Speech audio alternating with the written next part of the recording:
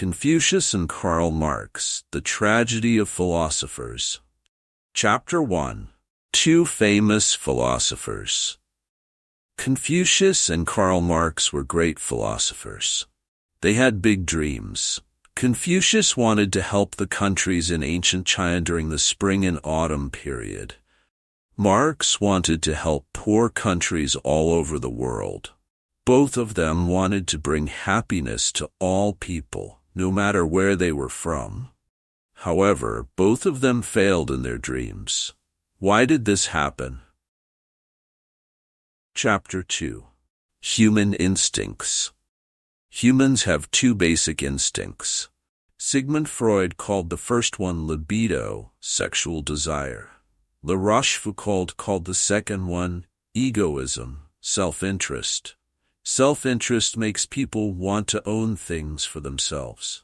Sexual desire drives people to look for love and relationships.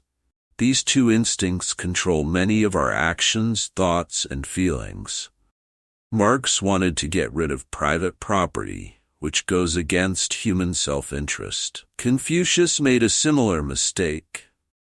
He tried to bring peace to a world that was suffering from hunger and fighting. Chapter 3. The Mistakes of Marx and Confucius. Marx wanted to end human greed. Confucius wanted to stop wars with rituals and music. But Confucius didn't understand that wars are part of life. Later, Mao Zedong would say, "War is permanent, peace is only temporary." Confucius also didn't see how powerful sexual desire was.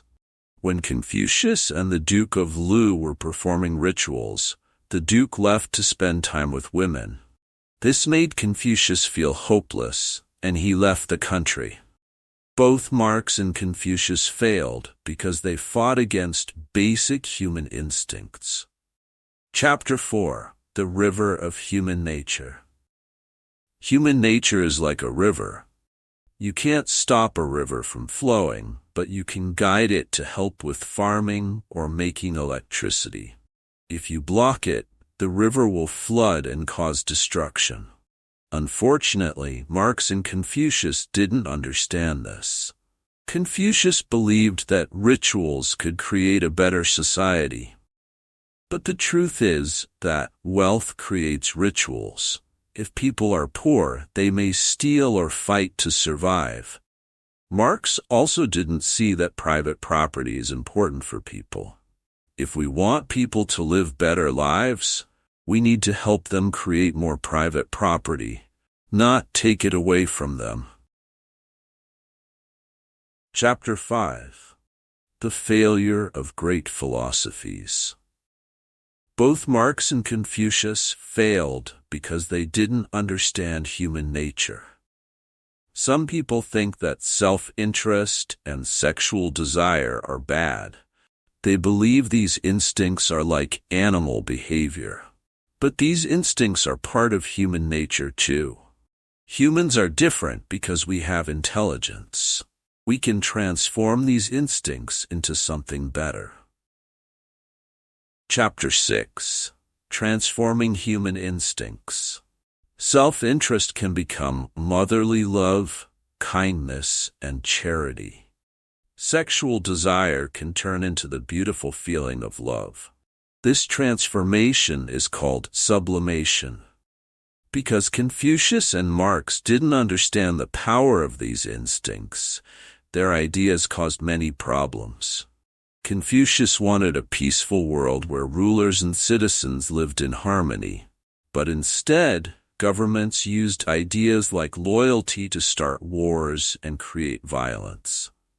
Confucius faced many challenges during his life. He was rejected by many rulers and traveled from place to place, hoping someone would follow his ideas.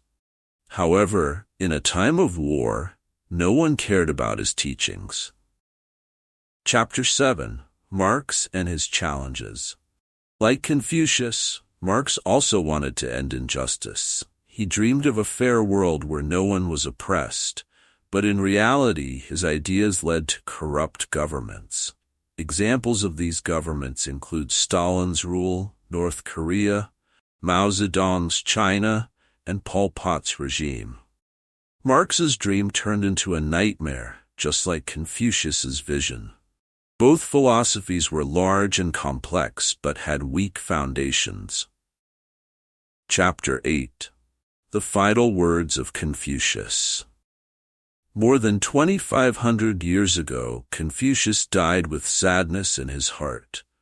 On his deathbed, he told his students, "All my life I dreamed of a perfect world, a place where people love each other, where no one lies or steals, a world where people leave lost things on the road, and where doors don't need locks at night."